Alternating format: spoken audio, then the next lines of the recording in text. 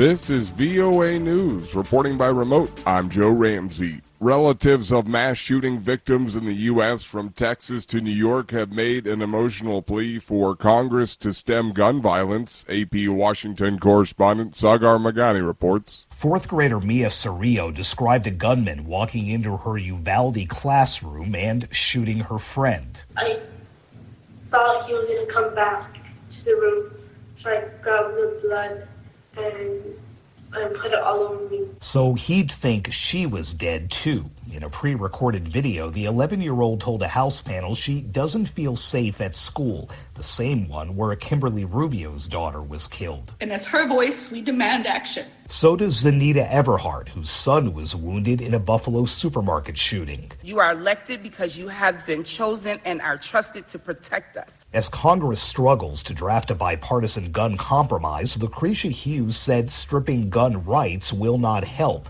Her 19-year-old son was shot by a criminal with an illegally obtained weapon.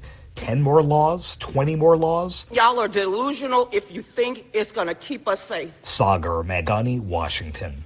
Russian forces are now largely in control of the key eastern Ukrainian city of Severodonetsk after fierce fighting, the region's governor said Wednesday.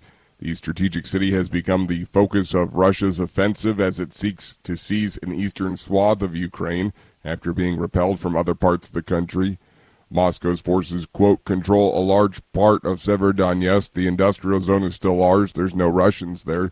The governor of the region, which includes the city, said on Telegram, quote, the fighting is only going on in the streets inside the city, he added. Earlier in the day, he conceded Ukraine's forces might have to pull back as Severodonetsk was being invaded. This is VOA News. The 38-country International Organization for Economic Cooperation and Development has slashed its global economic outlook largely because of the Russia-Ukraine war. AP correspondent Charles de Ledesma reports. The Organization for Economic Cooperation and Development says Russia's war in Ukraine and the energy and food crises it's worsened will severely drag down global economic growth and push inflation this year. The Paris-based group says China's zero-COVID policy that has scrambled manufacturing supply chains also is weighing on a world economy that was starting to rebound from the COVID-19 pandemic. The OECD is the latest institution to slash its growth forecast, underscoring the dimming economic outlook. I'm Charles de Ledesma. A man from California is in federal custody charged with attempted murder after being arrested near U.S. Supreme Court Justice Brett Kavanaugh's house in Maryland. The AP's Ed Donahue reports. Prosecutors say Nicholas Roski was carrying a gun, a knife, and zip ties and told police he was going to break into Kavanaugh's house and kill him. If these reports are correct, an assassination attempt against a sitting justice or something close to it. Roski told police he was upset by a leaked draft opinion suggesting the Supreme Court is about to overturn Roe v. Wade, the landmark abortion case.